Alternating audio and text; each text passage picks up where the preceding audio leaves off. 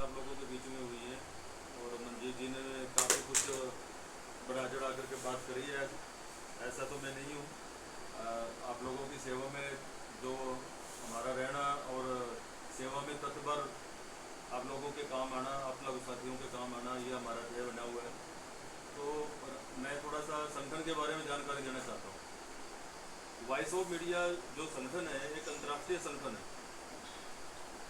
और इसके जो अंतर्राष्ट्रीय अध्यक्ष हैं महाराष्ट्र से श्रीमान संदीप काले जी और मैडम दिव्या भोसले महासचिव हैं। इसी प्रकार से पूरा जो बॉडी बनी हुई है वो है। इसमें जर्मन, फ्रांस, अमेरिका, थाईलैंड और पोलैंड, सिंगापुर, तमाम 54 कंट्री में इसकी शाखाएँ हैं।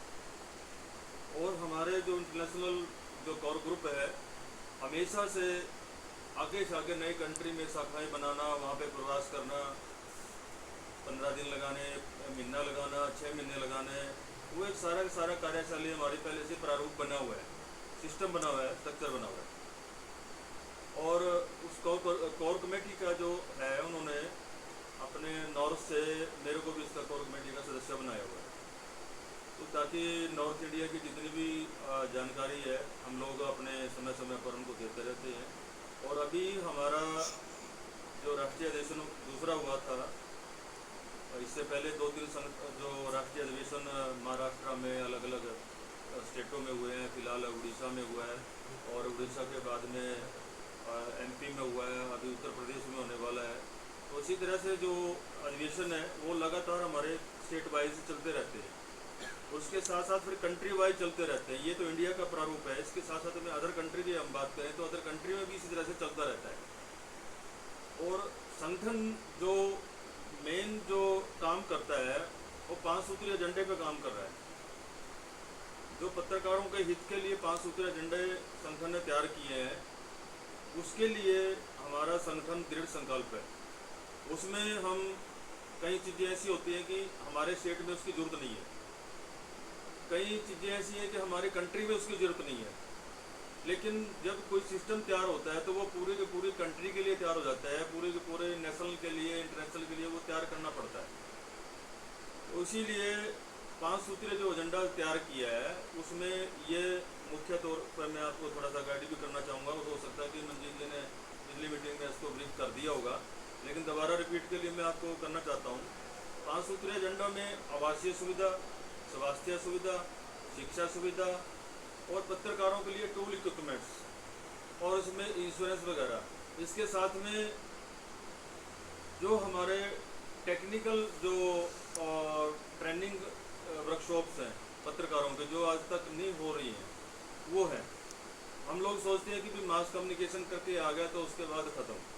मास कम्युनिकेशन एक स्टडी है, पढ़ाई है, लेकिन इसके साथ साथ में टेक्निकल ज्ञान होना, मतलब तकनीकी ज्ञान होना और उस धरातल पे उस चीज़ को, सेप को उतारना और समय समय पर उनकी ट्रेनिंग होना हमारे इस दायरे में, यानी कि पत्रकारिता लेवल पे आज तक नहीं हुई है या किसी संगठन ने इसकी कोई बात नहीं उठाई है।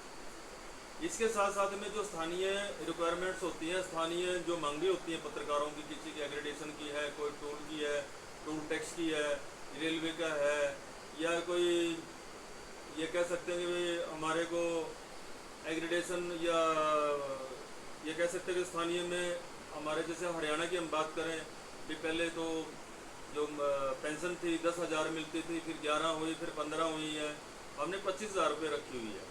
फिर 25,000 रुपये जो हमारे पत्रकार रिटायर हो चुके हैं, यानी कि अबाउ 60 हो चुके हैं, 60 प्लस हो चुके हैं, उनकी जो मासिक पेंशन है वो 25,000 होनी चाहिए, लेकिन सरकार 15 दे रही है। इसमें कुछ हमारे साथियों का सुझाव था कि इसमें आप जो है उनको ले रहे हैं जो एग्रीडेशन वाले हैं, वो तो 1244 है।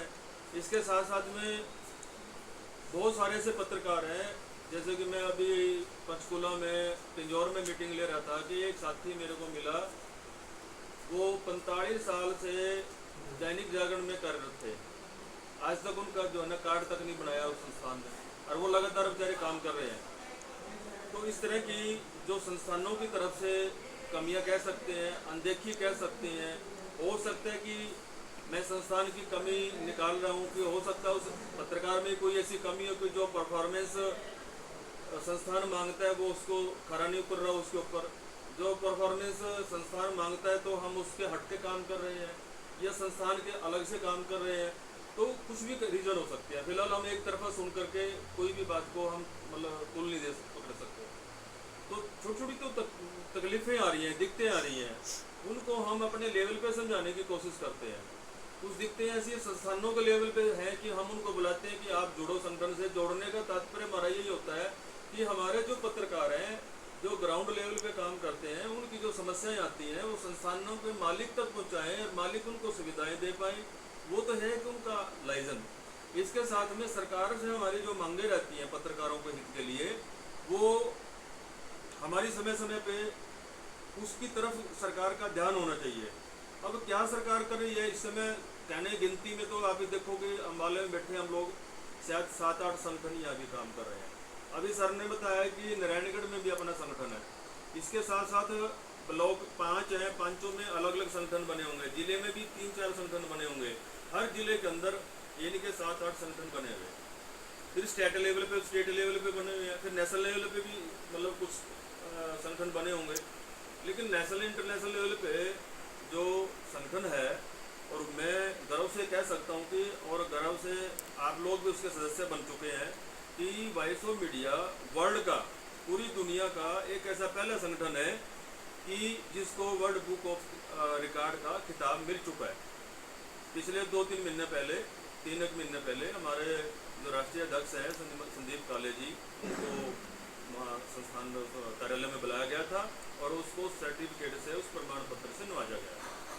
तो अभी तक वो सर्टिफिकेट गूगल पे अगर आप सर्च मारेंगे किसी के पास नहीं है, क्योंकि जैसे गिनीज बुक में रिकॉर्ड में जो प्रथम श्रेणी पे आएगा, किसी ने 50% अंक करे हैं या किसी ने कोई माउंट एवरेस्ट पे गया है, अगर कोई उससे ऊपरली चोटी पे जाएगा तो वो उससे ऊपर आ जाएगा। उसके बाद रिपीट करेंगे, लेकिन जब तक वो पहली चोटी पे रहेगा, उसके और ऊपर नहीं जाएगा तो उस बंदे का रिकॉर्ड इसमें रहेगा। लेकिन जो पहली पे आ जाएगा वो फर्स्ट में माना जाएगा।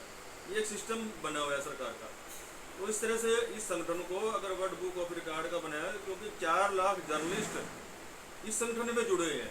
अब किसी संगठन में जुड़े हैं 4, किसी में 1500 है, किसी में अब 1200 करीब तो हरियाणा में हमारे संगठन से जुड़ चुके हैं जो रजिस्टर्ड हो चुके हैं। 2 साल का डाटा मेरे पास। अब ये जो तीसरा साल चला, यानी कि सेकंड जो टर्नओवर चली है, इसमें हम बढ़ोतरी हो जाएगी। लगभग हम मोटा मोटी हमारा जो 3000 का लक्ष्य है, भी 3000 हम इस साल में करेंगे, क्योंकि 50% हमने पहले कर लिया, 50% हम करेंगे। इसमें हमने 3 कैटेगरी ली है। इसमें इलेक्ट्रॉनिक मीडिया है, प्रिंट मीडिया है और सोशल मीडिया है। ये एक तरीके से पहला संगठन ऐसा मिलेगा कि आज तक जितने भी संगठन बने हैं इलेक्ट्रॉनिक और प्रिंट मीडिया उन्होंने शामिल कर लिया, लेकिन voice of media social media शामिल नहीं किया। तो सोशल मीडिया को पायदान देने के लिए वॉइस ऑफ मीडिया इतना संघर्ष कर रहा है। और कुछ साथी पुराने हैं, जैसे 40-45 साल के, 50 साल के, 60 साल के, जो जिनका टाइम हो चुका है लाइफ, जिन्होंने पूरी ज़िंदगी पत्रकारिता में दे दी है, अब उनके तजर्बे उनके वो आते हैं। ऐसे बहुत सारे संगठन पुराने लोगों को जोड़ने के लिए उनके दलीलें आती हैं, उनका जो है ना तर्क आता है कि वह इसमें सोशल मीडिया को मत काउंट करवा।